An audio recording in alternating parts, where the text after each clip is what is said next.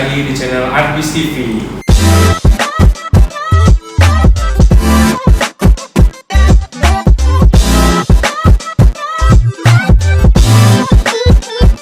Hari ini kita kedatangan salah satu narasumber yang cukup hangat namanya di jurusan administrasi bisnis. Beliau ini merupakan salah satu dosen muda yang cukup kita bilang kalau kita untuk sharing bisnis termasuk enak ngobrol dengan beliau. Ya langsung saja tanpa basa-basi lagi, ini dia Bang Nicholas Korkol. Sehat Bang? Alhamdulillah sehat. Sehat Reza? Alhamdulillah sehat Bang. Oke. Jadi Bang, hari ini kan kita mau bahas tentang bisnis di masa pandemi Bang. Oke. Nah, jadi kan saat ini banyak nih di masa-masa pandemi ini banyak bisnis yang bangkrut, tapi ada juga bisnis yang baru tapi langsung naik namanya kayak bisnis kesehatan gitu Bang. Jadi kami mau berbincang sedikit tentang apa keuntungan dan kekurangannya di masa pandemi ini untuk bisnis gitu Bang. Jadi langsung aja kita ke pertanyaan pertama dari Vi. Jadi Bang, di sini saya mau nanya, kira-kira bisnis apa aja sih yang bisa dilakukan di masa pandemi ini?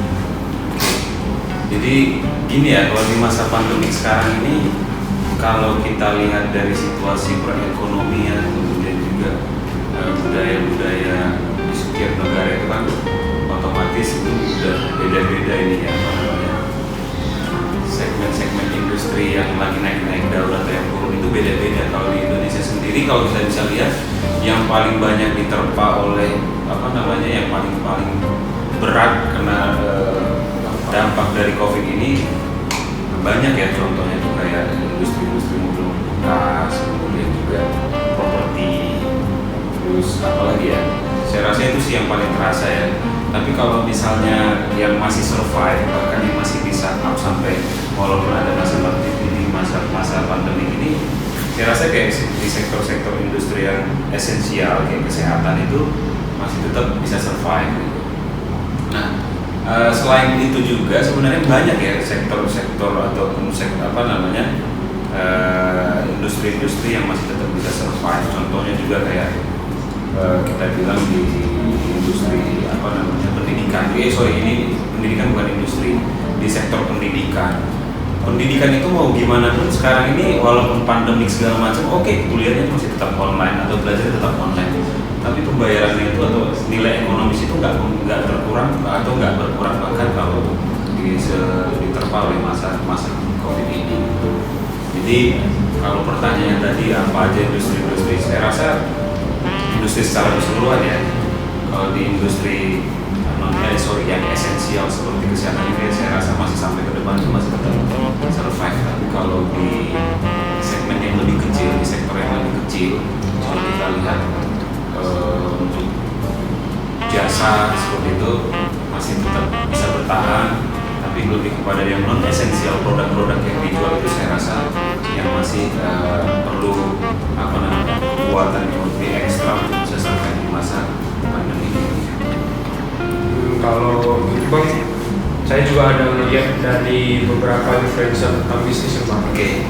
Ada juga bisnis salah satunya kayak bisnis makanan minuman itu, sampai orang itu sampai merubah strategi makanan itu jadi makanan take away gitu. Kayak Stellar 77 di Jakarta sekarang orang itu udah banyak menutup gerai mereka dan mereka mengubah makan mereka jadi frozen food Bang dijual. Yeah.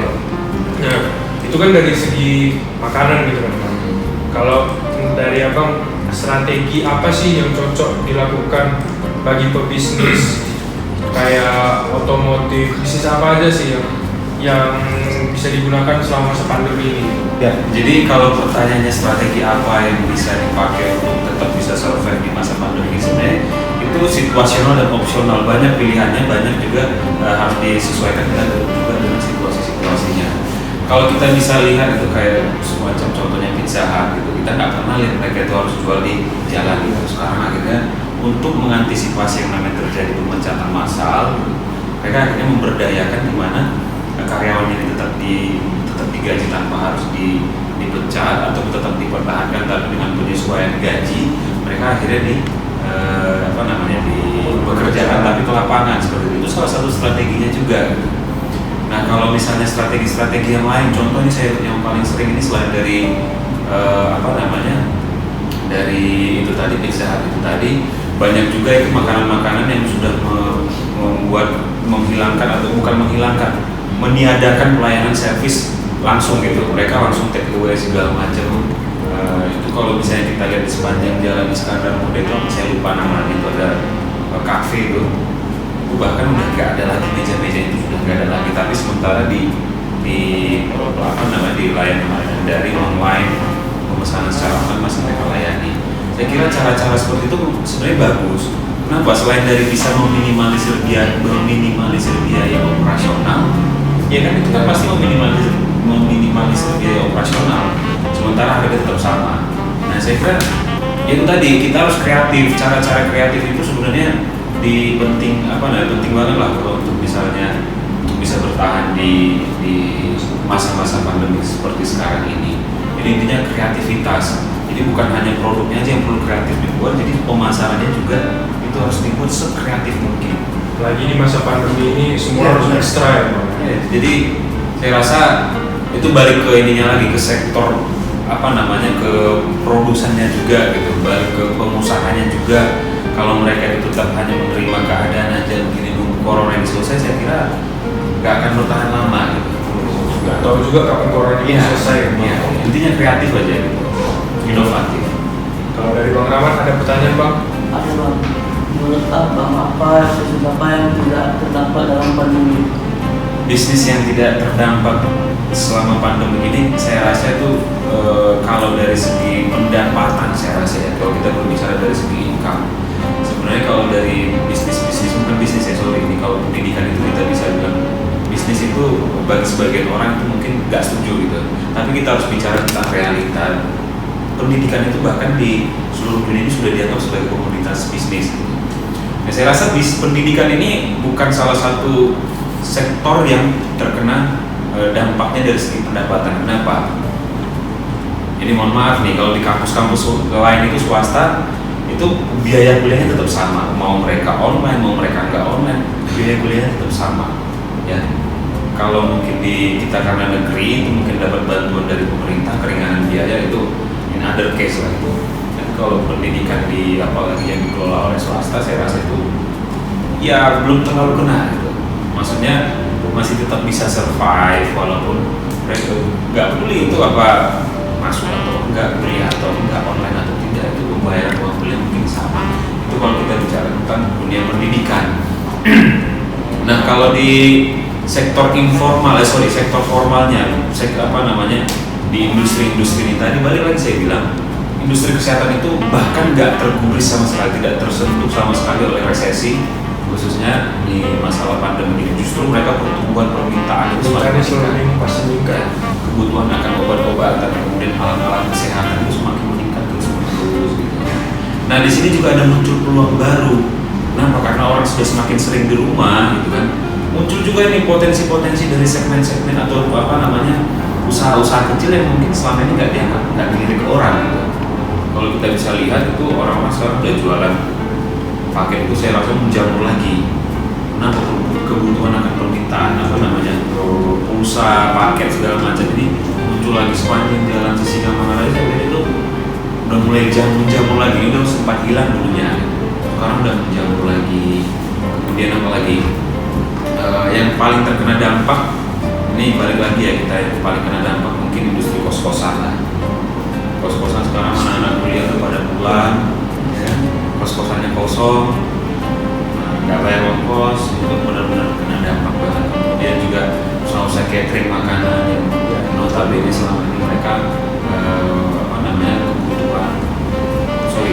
kebutuhan konsumen utamanya itu adalah mahasiswa, sekarang nggak ada. Nah selain dari industri kesehatan itu tadi, apalagi training. Jadi training ini kalau kalian kita sama-sama pelajari sama-sama, ini sebenarnya di masa-masa pandemi ini justru bisa menjadikan orang kaya mendadak, miskin mendadak. memang di sebelum COVID ini pun hal seperti itu biasa gitu. Tapi kalau kita bisa membaca peluang dengan bagus di masa-masa pandemi ini, ya, kita bisa melakukan trading itu jauh lebih mudah. Kenapa? Kita bisa lihat potensi-potensi mana perusahaan ini bakal kira-kira harus melepas sahamnya atau mana yang kira-kira nanti bakal naik. Jadi situasinya di sini udah semakin udah semakin jelas gitu, udah semakin terbuka kita. Jadi nggak perlu banyak sekali lagi pertimbangan. Apalagi sekarang sudah resesi kayak gini, di luar negeri udah resesi, Indonesia katanya mau resesi, kita nggak tahu, mudah-mudahan sih ya jangan gitu kan. Oke bang, kalau mengenai trading kan sekarang ini gara-gara pandemi ini banyak juga yang saham-saham itu juga anjlok turun. Nah kayak gitu gimana cara mengatasinya? Kita tuh kayak analisisnya tuh nengok perusahaan itu bakalan naik ininya. Ya kalau untuk pemula sih ya saya rasa itu masih lebih bagus pakai yang namanya jasa pihak ketiga. Misalnya pakai orang yang sudah ahli atau pihak yang sudah ahli seperti broker ya, kalau nggak salah ya, broker atau pialang saham, atau ikut aja reksadana gitu. Nah reksadana ini kan banyak layanannya juga di sebelah ini, bukan iklan ya, reksadana ini kan perusahaan gitu. Jadi kalau misalnya kita itu belum terlalu paham tentang bagaimana trading, kita harus sesudah itu kita pakai jasa pihak ketiga atau jasa yang memang pihak yang sudah profesional gitu. Kalau kita itu hanya baca-baca gimana bagusnya membaca peluangnya gimana ya, jujur aja karena saya itu bukan pemainnya, saya hanya cuma bisa melihat ini aja berita-berita, saya nggak bisa nyarankan apapun. Jadi kalau misalnya mau lebih pasti lagi, mau lebih menguntungkan lagi, saya rasa pilihan yang paling pas itu adalah pakai pihak yang sudah profesional. Reksadana banyak. Jadi bang, untuk mahasiswa administrasi bisnis yang nonton channel ini juga, ada nggak tips-tips yang ingin mau membuka bisnis di masa pandemi ini? Langsung kita tanyakan langsung dari Bang Niko. Nah, saya bilang ini teorinya aja tuh, karena pada kenyataannya biasanya teori itu memang nggak jauh-jauh berbeda gitu kan, tapi mungkin nggak selamanya juga tetap sama teori dengan implementasinya dengan praktiknya. Nah konsep sederhana dari membuka bisnis ini pasti kita semua anak-anak bisnis ini juga udah pada paham. Kita harus analisis dulu pasar kita. Jadi nggak boleh tuh sebenarnya gini loh, kita nggak boleh langsung ciptain HP gitu. Misalnya nih, saya mau jualan di sini nih. Saya lihat dulu yang kalian butuhkan apa sih, baru saya bikin yang namanya HP gitu. Jadi kita harus pelajari dulu kebutuhan. Kita pelajari, kita amati dulu. Oke, ternyata mereka di sini nggak ada yang punya pulpen gitu. Misalnya saya suruh nulis, aduh punya pulpen, nggak ada pulpen, gimana sih mahasiswa gitu. Oke, apa yang dibutuhkan? Pulpen. Nah itulah awal dasar pertama kita lihat yang namanya ingin membuat bisnis baru. Kita lihat dulu kebutuhan. Jangan latah atau bahasa istilah gaul, jangan bahasa formal. Jangan latah gitu. Misalnya latahnya di mana? Temen aku tuh buat apa namanya? Kopi yang press pakai mesin segala macam. Terus orang tuanya ada modal, orang tuanya minta sama orang tuanya bikin kopi, padahal dia belum menguasai. Nggak tahu pasarnya. Iya, jadi saya jujur sih kalau misalnya dibilang bisnis apa yang paling bagus, kalau kata Bung Sadino, bisnis apa yang paling bagus adalah bisnis yang dijalankan gitu. Bukan bisnis yang ditanyakan. Bukan bisnis yang ditanya, banyak ditanya gitu. Bisnis apa yang paling bagus? Ya bisnis yang dijalankan gitu. Apa bisnis yang dijalankan? Ya semua bisnis itu yang dijalankan itu sebenarnya bagus pada dasarnya gitu. Tapi harus dipahami dulu dasarnya apa sih buat bisnis. Kita dasarnya pemenuhan kebutuhan. Ini jangan asal buat HP kalau misalnya nggak tahu mana yang dibutuhkan. Yang dibutuhkan bukan HP, yang dibutuhkan ternyata tadi saya bilang pulpen. Jadi apa bisnis yang paling bagus? Nah itu kita harus pahami dulu yang pertama ya, pahami dulu yang analisis dulu rasanya kebutuhannya itu apa. Kemudian setelah kita tahu kebutuhannya, barulah perlu yang namanya. Disitulah kita kembangkan yang namanya idenya. Kita udah dapet idenya gitu, pulpennya kita udah dapet. Tapi kan banyak nih jualan pulpen kan banyak. Nah disitulah kita bermain. Pulpen yang gimana ya dibutuhkan? Itu berkreasi ya, apa pulpen yang ada warna-warnanya gitu kan? Apa pulpen yang dulu tuh zaman-zaman saya masih kecil, pulpen yang harum-harum gitu. Nah, atau pulpen yang ada lampu-lampunya gitu. Dan sebenarnya mana yang paling dibutuhkan, idenya itu kita kembangkan lagi. Karena gini loh, semua yang dari ujung kepala sampai ujung kaki ini semuanya udah ada produk yang untuk memenuhinya, paham nggak? Jadi kalau disuruh bikin produk baru itu kayaknya bakal susah minta, dan nggak akan mungkin bisa dalam waktu cepat. Nah, udah iklan ya. Jadi itu ya. Jadi kalau misalnya kita disuruh bikin mengembangkan produk baru kayaknya susah. Jadi banyak kita kuasain, kita paham dulu kemampuan kita. Kita nggak mungkin bikin produk baru. Ya udah modifikasi aja produk yang udah ada. Xiaomi itu kenapa sih bisa merebut pasarnya handphone Samsung? Karena mereka memodif produk yang bukan memodif, mereka mencontoh produk yang sudah ada. Mereka lihat yang namanya Samsung, terus mereka keluarkan handphone Samsung, Xiaomi, merek Xiaomi, tapi dengan kualitas atau bahkan dengan standar yang mungkin sama seperti Samsung. Jadi yang pertama tadi itu pahami dulu apa yang dibutuhkan, kemudian idenya udah dapat dari kebutuhan itu tadi, kita udah dapat idenya, kemudian kita kembangkan idenya. Apakah kita mau mengikuti produk yang sama atau kita mengembangkan produk yang sudah ada? Saya kira dasar pertamanya itu yang paling penting. Pengembangannya itu nanti seiring berjalannya waktu pasti kita bisa menguasai ide, apa yang dibutuhkan pasar, itu yang paling penting. Jadi kalau ditanya gimana mau mulai bisnis baru bang, semua orang bisa memulai bisnis baru, tapi nggak semua orang paham yang namanya kebutuhan apa yang paling dibutuhkan oleh pasar, oleh pasar konsumen.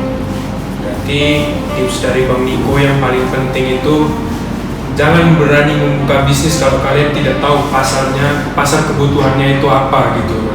Kebutuhan pasarnya itu apa? Bang mau nanya nih, kan saya 2 hari lalu lihat berita kalau Jakarta itu PSBB lagi.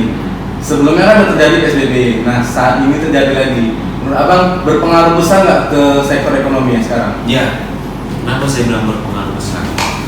Kemarin ini di luar konteks lah, kita berbicara di luar konteks. Salah satu orang terkaya di dunia, bukan orang terkaya di dunia, orang terkaya di Indonesia, yaitu Budi Hartono saya lupa, pokoknya Hartono bersaudara lah yang jauh gitu ya. Mereka menyurati Presiden Jokowi meminta untuk PSBB ini jangan diterapkan lagi atau jangan terlalu ketat seperti yang pertama. Kenapa? Karena itu bisa membuat resesi yang tadinya kita takut itu bisa benar-benar nyata keadaannya. Nah kalau kita lihat dari situ sampai orang yang terkaya di Indonesia dia udah mengalami udah paranoid gitu dengan PSBB sebelumnya gitu, pasti ada sesuatu. Dan kalau kita baca, kita lihat lagi situasinya, memang iya Indonesia ini sekarang udah ada di tahap kritis sebenarnya. Sudah ada di bibir jurang resesi. Jadi kalau misalnya pengusaha minta ini janganlah kita bikin PSBB lagi, itu artinya ada sesuatu. Artinya apa? Bahwasanya kalau dilakukan PSBB ini lagi, sebenarnya itu akan menghantam yang namanya sektor-sektor industri yang bahkan belum bisa untuk survive gitu, yang bahkan belum bisa bangkit dari keterpurukan atau ditutupnya di lockdownnya kemarin di Jakarta itu PSBB pertama. Itu aja mereka belum bisa survive gitu setelah dari itu. Nah ini gimana lagi mau dibikin lagi yang kedua gitu? Otomatis ini nggak akan bisa, pasti bakal berdampak banget misalnya yang namanya kestabilan usaha mereka gitu. Nah bukan hanya itu aja, bukan hanya bicara tentang kestabilannya. Pasti dengan adanya PSBB ini lagi, ini kita bicara tentang ekonomi ya. Dari segi ekonomi ya. Kalau misalnya pemerintah punya pemikiran dan pandangan sendiri tentang kenapa mereka menerapkan PSBB yang notabene itu hanya untuk melindungi keselamatan, ini udah hal yang berbeda karena kita bicara tentang ekonomi. Makanya menyatukan perspektif ekonomi dengan kebijakan politik dan kesehatan itu agak sulit sebenarnya, karena di bisnis itu sendiri jelas itu, ini hitam ini putih gitu, ini menguntungkan ini tidak gitu. Nah kalau di Jakarta sendiri kalau diterapkan lagi di PSBB ini, saya rasa bakal yang terjadi lagi yang namanya PHK massal. Kenapa? Sudah itu tadi saya bilang kondisinya itu sudah jatuh ditimpa tangga pula. Gimana mereka mau merekrut lagi? Gimana mereka mau menciptakan produk lagi? sementara sumber daya itu sudah banyak yang dilepas, sumber daya itu sudah banyak yang nggak menghasilkan lagi. Otomatis mereka kan mengurangi mana yang tidak produktif lagi nih. Ini kita nggak perlu lagi ternyata teller. Kenapa? Karena setornya udah bisa langsung ke mesinnya gitu. Akhirnya dibuang. Gitu. Jadi semakin dilakukannya PSBB pengetatan lagi, saya rasa perusahaan-perusahaan yang berpikir lebih lagi dan bakal lebih ketat lagi dalam masalah pelanggaran dan pengeluaran. Kalau pendapatannya sedikit, ya mungkin udah kita pertahankan sekarang istirahatnya gitu jadi direktur. Otomatis kita lepas aja lah direktur personalia ini, kita nggak butuh direktur personalia sekarang ini. Contoh begitu ya. Jadi saya rasa, tapi saya yakin pemerintah juga dilema ini antara menerapkan atau melindungi masyarakat dari apalagi Indonesia ini di Asia Tenggara katanya tingkat terjangkitnya atau yang positif itu lebih besar dibanding negara lain. Walaupun total kematiannya nggak lebih tinggi dibanding negara lain. Itu sih. Jadi kalau misalnya tadi yang saya tangkap ya Bang, sebenarnya kalau peluang bisnis yang benar-benar bisa berkembang pesat di masa pandemi ini sebenarnya di bidang teknologi sih. Teknologi. Kalau untuk perusahaan, karena kayak tadi yang abang bicarain kayak orang bank itu kayak nggak perlu lagi teller karena udah ada mesin yang udah langsung bisa store tunai gitu. Karena kayak ada di BCA yang di Jakarta di daerah Pantai Indah Kapuk itu BCA-nya Bang, kantornya itu udah cuman di dalamnya itu cuma ada satpam sama satu kepala bagian aja di situ Bang, karena semua sistemnya itu udah semua diganti sama sistem mesin robot. Berarti kalau misalnya di masa pandemi ini sistem teknologi betul-betul bisa dimanfaatkan perusahaan untuk pengembangan perusahaan itu sendiri gitu kan Bang. Ya jadi teknologi ini orang orang berpikiran bahwasanya teknologi tidak bakal begini aja. Suatu saat nanti ramalan dari Stephen Hawking dia bilang yang menggantikan manusia di one day itu adalah robot. Robot itu otomatis itu bagian dari perkembangan teknologi, kemajuan teknologi. Jadi apa artinya di sini? Kita nggak boleh, bukan kita, bisnis ini nggak boleh hanya dilaksanakan secara tradisional saja gitu, walaupun untuk menjaga ciri khasnya usaha ini kita harus pakai cara-cara tradisional. Itu nggak bisa, percayalah pengelolaannya nanti ke depan itu kita pasti membutuhkan yang namanya teknologi. Jadi apapun sekarang jenis usahanya saya rasa udah harus terintegrated dengan yang namanya teknologi, informasi segala macam. Kalau misalnya kita ketinggalan nggak menerapkan itu di usaha kita, omong kosong ini bisa survive. Ini teknologi itu udah sama seperti makanan, kebutuhan. Ini nggak bisa dipisahkan lagi dari ini udah kebutuhan kita, sama kita kayak butuh listrik, sama kayak butuh air, ini udah kebutuhan walaupun bukan kebutuhan secara langsung pemenuhan di tubuh kita. Jadi kalau ini ada case lagi semacam Gojek dan Grab ya, mereka katanya mau join, ini masih berita-berita. Kalau mereka misalnya jadi join itu mungkin nilai valuasi perusahaan mereka ini bisa sampai ratusan triliun bahkan ribuan triliun, kata saya baca di situ kemarin bisa nyampe menyentuh 1.000 triliun. Itu untuk Gojek sama Grab yang beroperasi di Indonesia atau di seluruh? Saya rasa ini nggak tahu ya bagaimana kalau misalnya mereka jadi itu apakah itu memang nanti dia Grabnya ini adalah Grab yang terintegrated atau terkoneksi di seluruh dunia, mungkin saya nggak tahu apa ini cuma di Indonesia aja, karena kan Gojek juga saya rasa udah punya cabang-cabang juga kan di luar negeri kayak di Vietnam, Thailand, Singapura, Malaysia bahkan saya nggak tahu. Tapi kalau kita andai-andai dulu lah, kalau mereka jadi perusahaan yang joint venture, mereka bersatu, mereka bikin perusahaan menyatu gitu, Grab, Gojek gitu. Kita nih yang kita makan aja harus pesan dari via Gojek segala atau dari Grab yang memang sudah menjatuhkan pilihan kita, udah sangat ketergantungan sama Jadi itu. tren baru untuk makan. Bayangin, mereka akan mengontrol yang namanya kebutuhan kita. Siapa? Perusahaan teknologi ini yang akan mengontrol kebutuhan kita. Kita butuh makan. Kita butuh makan, tapi kita harus melalui perantara dulu. Kita harus pakai aplikasi dulu. Jadi siapa yang menang di sini? Perusahaan. Teknologinya yang menang di sini. Perusahaan teknologinya yang menang. Kenapa? Kita mau makan, tapi kita harus butuh. Oke, kalau kamu makan tunggu. Jadi teknologi ini makanya saya bilang harus dikuasai. Jadi teknologi ini nggak akan bisa juga kalau nggak dilaksanakan atau digunakan manusia. Itu teknologi sama aja, nggak ada gunanya. Dan manusia juga tanpa teknologi itu juga nggak ada artinya nanti one day. Jadi saling ketergantungan ya. Jadi kita ciptakan simbiosis mutualisme sama yang namanya teknologi. Teknologi butuh kita nggak tahu lah, orang itu bukan manusia gitu. Tapi kita butuh Kita teknologi, pasti butuh teknologi. Jadi sekarang berbisnis itu saya rasa bukan hanya lagi dari sekedar ide kreatif. Jadi semuanya udah harus. Jadi kayak misalnya paket lengkap gitu, paket makanan. Kita bilang paket itu kalau misalnya ada apa? Ada minumnya, ada makanannya, ada apanya lagi. Kalau penutupnya itu makanan lengkap loh. Kalau kita makan di luar atau di restoran gitu, oh ini ada paket nih. Paket apa aja yang datang ini. Wah kenyang ini gitu. Nah sama berbisnis itu juga seperti itu. Paketannya apa? Paketannya yang modal kita lah. Modal itu apa yang paling penting tadi?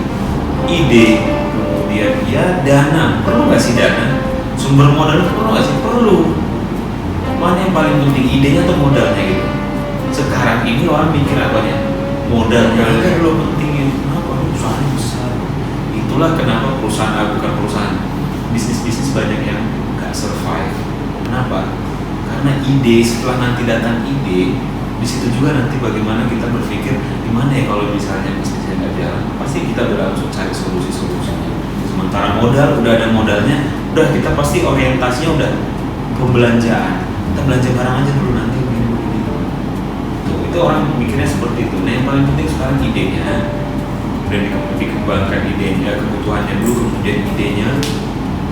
Sumber modal itu ada di urutan kesekian. Ingat Jack Ma itu nggak pernah modal dia bukan orang dari kaya raya yang punya tersedia modal dalam jumlah yang sangat besar untuk mendirikan Alibaba. Itu modalnya idenya dulu. Kemudian apa yang baru kita bahas dari teknologi. Jadi bisnis itu sekarang saya rasa udah nggak akan mungkin ada bisnis bahkan yang di kampung-kampung sekalipun itu sudah membutuhkan, sudah melaksanakan sudah terinfeksi ya bahasanya, terinfeksi dengan penggunaan teknologi. Jadi mereka udah disusul dengan teknologi memasakkan berasnya atau apa hasil buminya. Jadi saran saya sih kalau mau mulai pahami dulu pasarnya. Adik-adik bisnis contohnya ini mau mulai bisnis kan mereka masuk administrasi bisnis ini sebenarnya alternatif usaha gitu ya. Menjadi usaha orang tua belum pahami. Sebenarnya orang tua yang pengusaha itu belum tentu anaknya jadi pengusaha. Orang tua yang nggak pengusaha itu bisa melahirkan anaknya jadi pengusaha. Kenapa? Usaha itu diciptakan diri sendiri, bukan dicontoh aja gitu, bukan datang tiba-tiba, bukan dilahirkan di darah kita gitu. DNA pengusaha nih gitu, nggak mungkin gitu. Kita yang nge-create sendiri, pengusaha itu nge-create sendiri melalui pandangan-pandangan apa namanya eksplorasi semua studi-studi literasi. Jadi itulah, dan butuh satu yang namanya keberanian. Ya kalau misalnya tadi percuma, idenya udah ada gitu, modalnya udah ada gitu, apalagi pasarnya jelas, yang dibutuhkan jelas, nyali nggak ada, sama aja ya kan mas. Gak buka juga, kenapa? Malah nanti ada preman di situ, takut ada diambil juga. Ya, atau takut rugi atau selesai. Ya salam. Oke guys, sekian penjelasan tentang bisnis di masa pandemi bersama Bang Nicholas Marpau. Nanti video selanjutnya di channel Arbis TV. Jangan lupa like, komen, subscribe, dan share. Jika kalian ada yang tambahan, bisa ditambah di kolom komentar.